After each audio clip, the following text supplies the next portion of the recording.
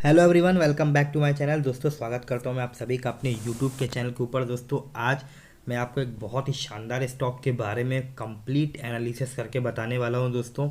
दोस्तों ये कोई छोटा मोटा स्टॉक नहीं, ये बहुत ही बड़ा मल्टी बैगर स्टॉक है। तो कंपनी का नाम भी आपके सामने आ चुका। मैं बात कर रहा हूँ दोस्तों डिक्सन टेक्नोलॉजी के बारे में बताऊंगा इस वीडियो। तो दोस्तों, आपको डिक्सन के बारे में वन बाय वन करके सब कुछ बताने वाला हूँ। तो सबसे पहले मैं बताने वाला हूँ कि कंपनी का इनकॉर्पोरेट मतलब कब हुई थी। तो दोस्तों, आप देख सकते हैं स्क्रीन में 25 साल पहले 1994 में ये इनकॉर्पोरेट हुई थी दोस्तों। और अगर बात करें इनके मैनेजमेंट की, तो दोस्तों मिस्टर सुनील वचानी जो हैं वो एग्जीक्यूटिव चेयरमैन है और मिस्टर अतुल बी लाल जो है वो managing director and vice chairman. तो दोस्तों, इस तरीके से मैनेजमेंट है डिक्सन टेक्नोलॉजी के शेयर का। तो दोस्तों, बहुत ही हाई ग्रोथ वाली कंपनी है। तो अभी आपको बताने वाला हूँ सबसे पहले कंपनी का बिजनेस और बिजनेस मॉडल कैसा है।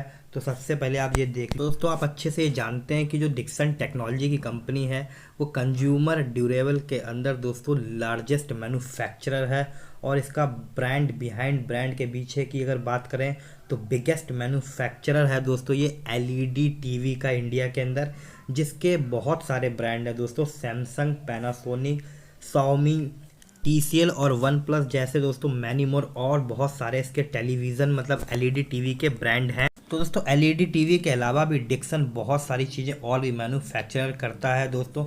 जैसे लाइटिंग प्रोडक्ट की बात करें तो इसके अंदर भी बहुत सारे ब्रांड हैं।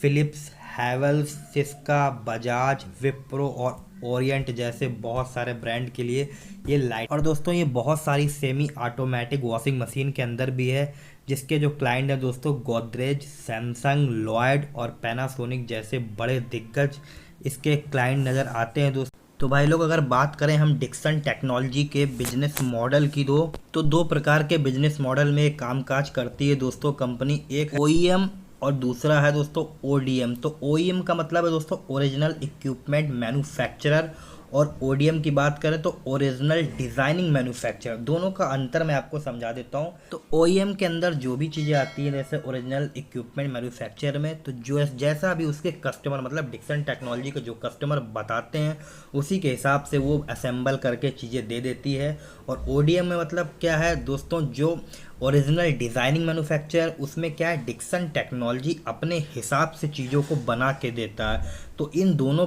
ही इसके बिजनेस मॉडल हैं और लगातार इस बिजनेस मॉडल में अच्छा खासा रेवेन्यू जनरेट होता दिखाई दे रहा है दोस्तों। तो दोस्तों, अगर हम बात करें इसके रेवेन्यू ब्रेकअप की मतलब कहाँ कहाँ से कितना कितना रेवेन्यू जनरेट कर रहा है डिक्सन, तो दोस्तों एलईडी टेलीविज़न में 48% का इसका बिजनेस है, जो कि दोस्तों 4.4 मिलियन पर ईयर बनाती है दोस्तों। वहीं होम एप्लियंसेस में 9% का बिजनेस है, 1.2 मिलियन यूनिट पर एनम बनाती है। लाइटनिंग सिस्टम में दोस्तों 26% का इसका भी जो रेवेन्यू आता है, जिसमें 240 मिलियन यूनिट है। वहीं बात करें अगर मोबाइल फ़ोन के बिजनेस में 12% का बिजनेस दिखाई देता है और 40 मिलियन की इसकी कैपेसिटी है दोस्तों बनाने के लिए। अभी हाल में ही इसने एक नया जॉइंट वेंचर किया है और अपने बिजनेस को नया इसने ग्रोथ देने के लिए एक नया प्लांट का भी सेटअप कर दिया है, जिसमें कि ये बहुत हैवी क्वांटिटी में मोबाइल बनाने वाली है, करीब से करीब 20 मिलियन के आसपास दोस्तों।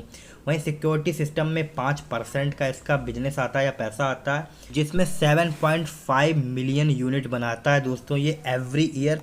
तो इस तरीके के बिजनेस इसके हैं दोस्तों। और अभी फ़िलहाल की बात करें तो 11 मैन्युफैक्चरिंग यूनिट भी हैं इसकी, जो कि अगर पूरे देश की बात करें इंडिया के अंदर 12 लाख स्क्वायर फीट का एरिया कवर करती हैं दोस्तों। तो दोस्तों, आप जैसा जानते हैं कि पीएलआई स्कीम का इसको बहुत अच्छा फ़ायदा हो रहा है।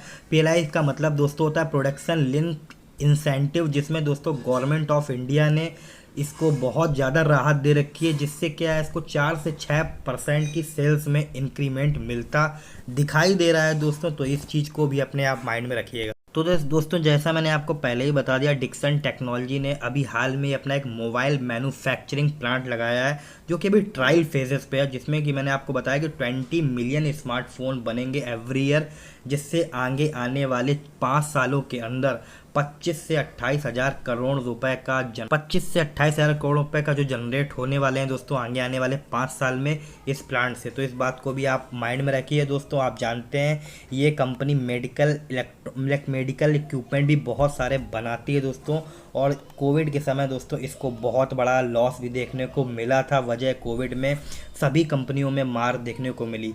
अभी हाल में दोस्तों इसने MOU साइन किया जो कि भारतीय इंटरप्राइजेस के साथ है दोस्तों। ये ज्वाइंट वेंचर इस तरीके से हुआ है दोस्तों कि 74% का स्टेक जो है वो डिक्सन टेक्नोलॉजी के पास है, वहीं 26% की स्टेक जो है वो भारतीय इंटरप्राइजेस के पास है। इसमें दोस्तों क्या होगा कि ये जो चीज़ें बनाई जा रही हैं उसमें मॉडेम बनाएंगे, राउटर बनाएंगे, set of boxes, IoT devices भी ये कंपनी बनाने वाली। तो दोस्तों बहुत सारी चीज़ों का ऐसे बेनिफिट मिलता चला जा रहा है, तो इस स्टॉक को नज़र में रखना बनता है। बहुत सारे इसमें बिजनेस जुड़ते ही चले जा रहे हैं और ये एक बहुत बड़ा मैन्युफैक्चरर हब बन के तैयार होगा आगे आने वाले कई सालों में।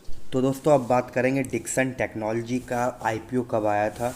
तो दोस्तों डिक्सन टेक्नोलॉजी का जो IPO आया था वो 6 सितंबर 17 को खुला था और दोस्तों इसकी जो फेस वैल्यू थी 10 रुपये थी। प्राइस बैंड की अगर हम बात करें 1760 से 1766 रुपये, 8 शेयर का एक लॉट हुआ करता था दोस्तों। तो 4 साल के अंदर दोस्तों 1766 वाला स्टॉक 21,500 तक चला गया और उसके बाद स्प्लिट हुआ, आपको पता ही है। और अभी भी दोस्तों बहुत ही शानदार लेवल पे दिखाई दे रहा है, करीब करीब 4500 रुपये। दोस्तों बात करें अगर डिक्सन टेक्नोलॉजी के रिटर्न की प्रोफाइल की, तो दोस्तों आपको बता दूं मैं 1 साल के अंदर 295% के रिटर्न दिए हैं इसने। और बात करें अगर 2 साल की तो 900% से ज़्यादा, और 3 साल में करीब 670% के ये अपने निवेशकों को रिटर्न दे चुका है अब तक। तो दोस्तों अब डिक्सन टेक्नोलॉजी के कुछ फाइनेंशियल पैरामीटर्स भी देख लेते हैं। तो अगर बात करें कंपनी के मार्केट कैपिटल की दोस्तों, तो 26,351 करोड़ का इसका मार्केट कैप देखने को मिलता है। और बात करें अगर रिटर्न ऑन कैपिटल एम्प्लॉयड तो 32.2% का है। वहीं बात करें अगर रिटर्न ऑन इक्विटी तो दोस्तों ये 25% का है। आप जानते हैं इन दोनों का ही बेंचमार्क 12 से 15% अगर है तो अच्छा माना जाता है। अगर आप बात करें कंपनी के डेट टू इक्विटी की तो दोस्तों 0.21, मतलब दोस्तों 1 से बहुत ही नीचे, जो कि बहुत ही शानदार है क्योंकि इसका भी बेंचमार्क 1 से नीचे है तो ही अच्छा ज़्यादा माना जाएगा दोस्तों। अगर हम बात करते हैं दोस्तों कंपनी के सेल्स ग्रोथ की, जो कि बहुत ही इम्पॉर्टेंट है और ये आपको माइंड में रखनी है, तो दोस्तों सेल्स ग्रोथ 5 साल में 36% की थी, 3 साल में 31%, और अभी TTM की बात करें तो दोस्तों 47% की देखने को मिलती है। वहीं कंपाउंड प्रॉफिट ग्रोथ की अगर हम बात करें तो 5 साल का 36%, 3 साल का 38%, TTM की बात करें तो लगभग 32% के दिखाई देते हैं दोस्तों। तो ये कंपनी शानदार प्रदर्शन हमेशा से ही करती आई दोस्तों। और अगर आप बात करेंगे तो कंपनी के करंट अर्निंग पर शेयर मतलब EPS की, तो EPS भी दोस्तों करीब 27.5 और 27 के बीच में चल रहा है। तो दोस्तों इस तरीके के इसके फाइनेंशियल डिटेल हैं। और इसके इंडस्ट्री का जो P है दोस्तों वो 80 के आसपास रहता है और इसका खुद का P आपको पता है करीब करीब 165 है। तो दोस्तों ये स्टॉक हमेशा ही प्रीमियम भाव पे मिलता है क्योंकि बिजनेस इतना ज़्यादा स्ट्रॉन्ग दिखाई दे रहा है और लगातार नए पे नए काम करती चली जा रही है डिक्सन टेक्नोलॉजी। तो ये स्टॉक सस्ता नहीं मिलने वाला, ये बात आप अपने माइंड में रखिएगा। 52 वीक हाई और लो की अगर हम बात करें तो 52 वीक इसका जो लो है वो 1080 है और हाई की बात करें तो 4,683 रुपये का देखने को मिल रहा है दोस्तों। तो दोस्तों बहुत ही लाजवाब कंपनी है। तो दोस्तों अर्निंग पर शेयर जो इसका मैंने आपको बताया 27, अब इसी के आधार पे दोस्तों मैं सारे डाटा काउंट करूँगा और आपको आगे आने वाले 5 साल और 10 साल के टारगेट बताने वाला हूँ दोस्तों। तो उससे पहले मैं आपको बता देता हूँ कि लास्ट 10 साल का जो अर्निंग पर शेयर है उसकी जो CAGR रही है दोस्तों डिक्सन टेक्नोलॉजी की वो 75% की रही है, बहुत ही शानदार। और लास्ट 5 ईयर की दोस्तों देखें तो वो 28% है। वो इतना कम कैसे हुई, क्योंकि दोस्तों आपको मैं बता रहा हूँ अगले साल जो माफ़ करें दोस्तों पिछले साल जून के क्वार्टर में 90% सेल्स में ड्रॉप देखने को मिला था कोविड-19 के वजह से।